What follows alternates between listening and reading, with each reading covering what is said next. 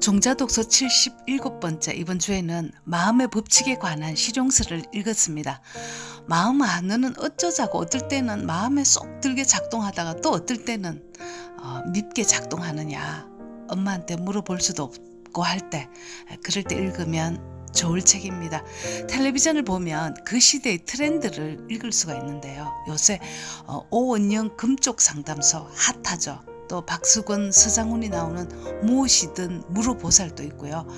박원숙 나오는 같이 삽시다. 김영옥, 남훈이 나오는 프로그램 제목은 잘 모르겠고요. 할머니 배우들 고정 출연하고 젊은 게스트들 나와서 힘들었던 이야기 꺼내놓고 위로받는 것. 또한 자연인 같은 프로를 보면 지금 사람들이 얼마나 스트레스가 많은지를 알 수가 있습니다. 지금은 성장 시대가 끝나고 수축 사회잖아요. 스트레스가 많은 세상, 우리 모두는 위로를 필요하다는 뜻으로 읽혀집니다. 이럴 때 심리학에 관한 책이 많이 팔린다고 하네요. 이 책 큰 제목은 마음의 법칙이고 사람의 마음을 사로잡는 51가지 심리학이란 소제목으로 나왔고 아마존 베스트셀러 심리학 분야 무려 60주나 연속 1위를 했다고 합니다. 사람의 마음이 어떻게 작동되는지 실험을 통해서 독자들에게 보여주는 형식을 취하고 있는데요. 51가지 중에서 가장 많이 쓰이는 마음을 키워드로 잡고 저는 책을 한번 읽어보겠습니다.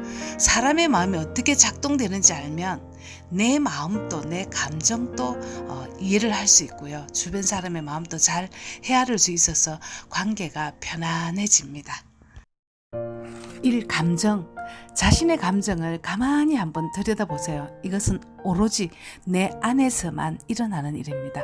평안함, 침착함, 행복함, 생동감, 기분 좋은 흥분, 따뜻함, 사랑, 자유로움, 감사함, 흥미로움, 낙관적인 이런 긍정적인 감정이 흐르고 있는지, 아니면 외로움, 질투, 시기, 배고픔, 탈진감, 멍함, 망설임, 우울함, 무기력, 짜증, 변덕스러움 등 부정적인 감정이 흐르고 있는지, 이건 좋고 나쁘고의 문제가 아니라 나는 주로 어떤 감정을 사용하고 있는지 알아차려야 하는 문제입니다.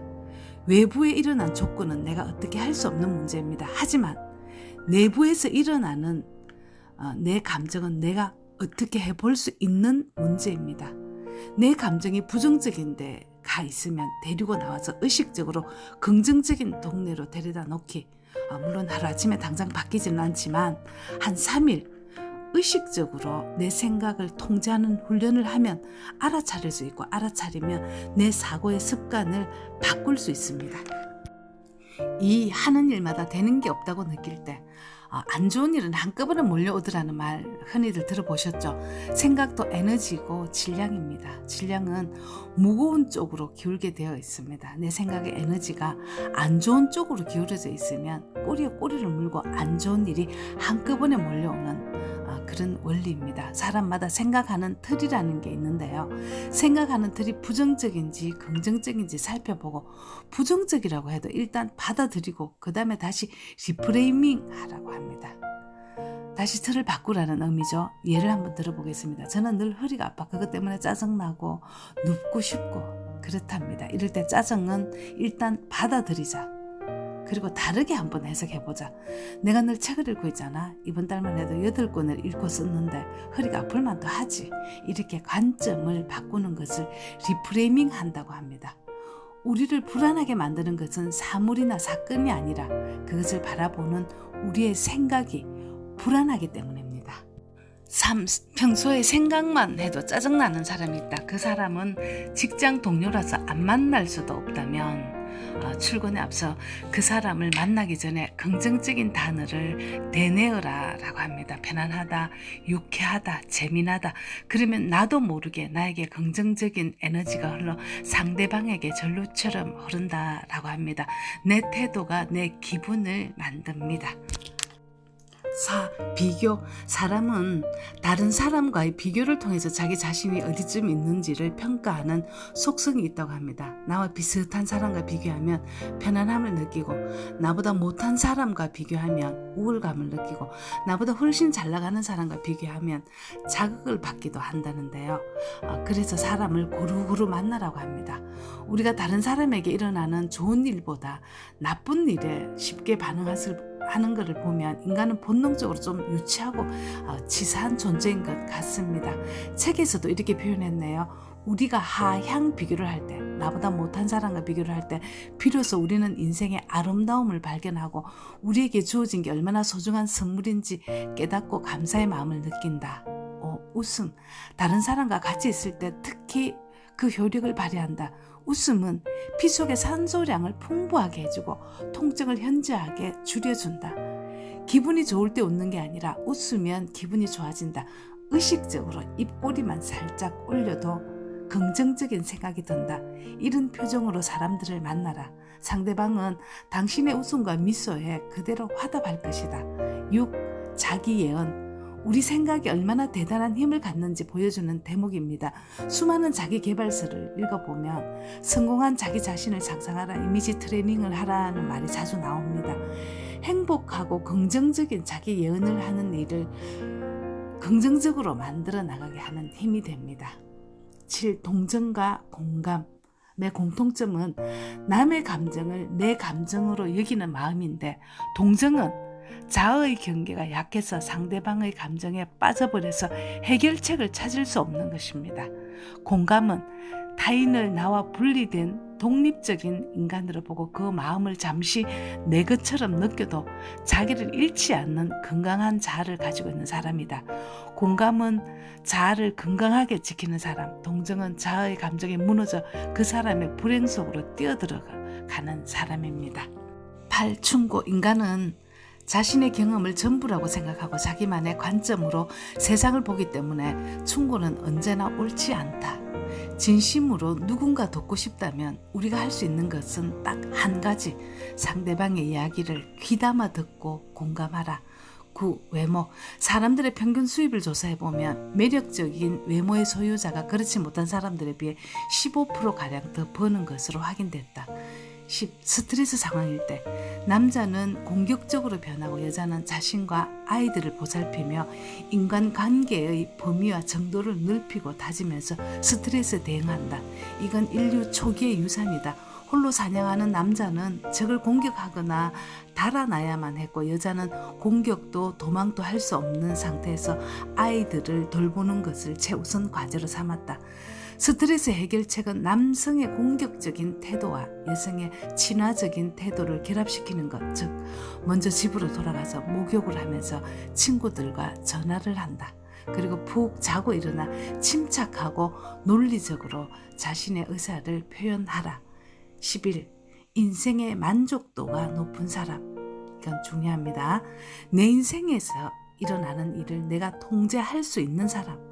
사람들이 불행을 느끼는 데는 여러 가지 원인이 있지만 어떤 상황이든 한 가지 동일한 원인은 바로 자신의 인생을 다스릴 통제 능력을 잃어버렸다는 점이다. 그 무기력하고 답답한 느낌, 이런 상실감은 인간을 불행하게 만든다. 자신의 인생을 확실히 장악하고 있는 사람은 세상을 있는 그대로 받아들이고 어떤 일이 일어나도 별거 아니네, 이렇게 느긋한 반응을 보인다.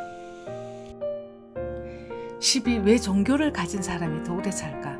종교 활동에 충실한 삶을 살면 사망률 30%까지 떨어진다는 보고서가 있다.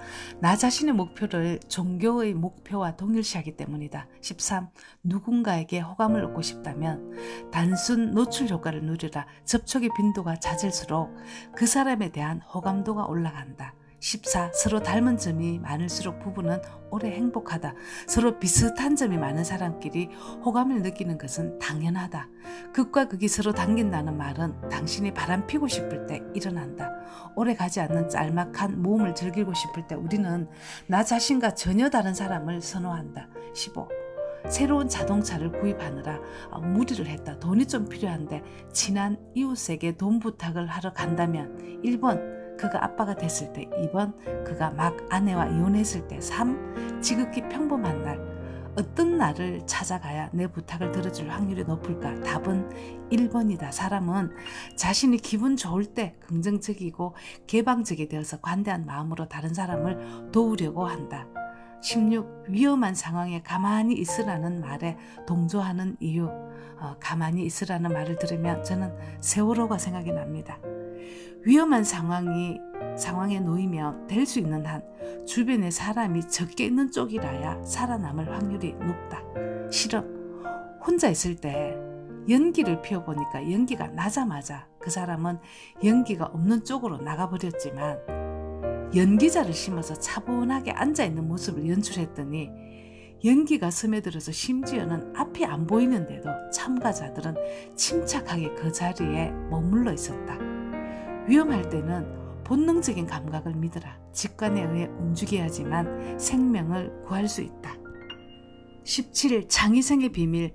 작은 양초, 성냥갑, 앞핀 이렇게 3가지만 주면서 눈높이에 맞게 초를 달아놓으라는 과제를 주었다. 첫 번째 팀에게는 성냥으로 양초에 불을 붙이라는 과제를 주었고 두 번째 팀에게는 아무 말도 하지 않았다. 어느 팀이 더 빠르게 문제를 수행했을까?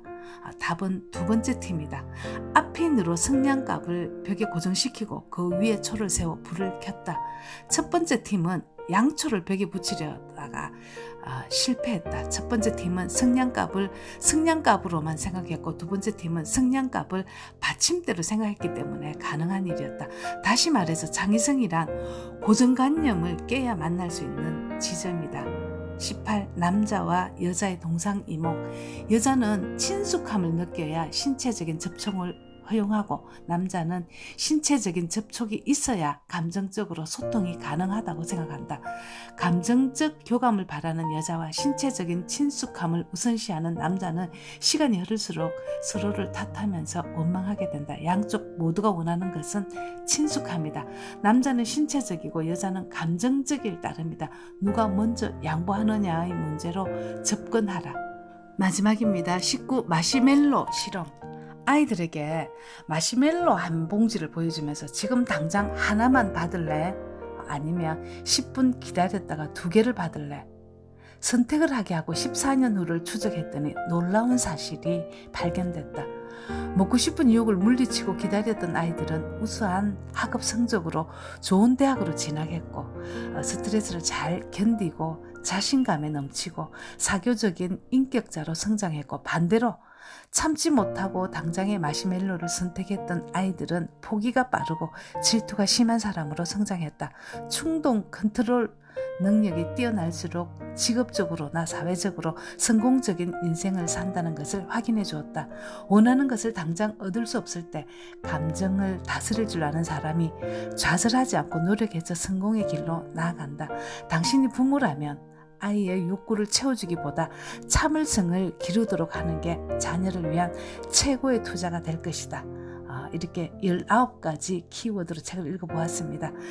시인의 도서관 사상 가장 오늘 시간이 길었습니다. 수고하셨습니다. 종자독서 78은 수축사회, 79는 세븐테크를 읽겠습니다. 감사합니다.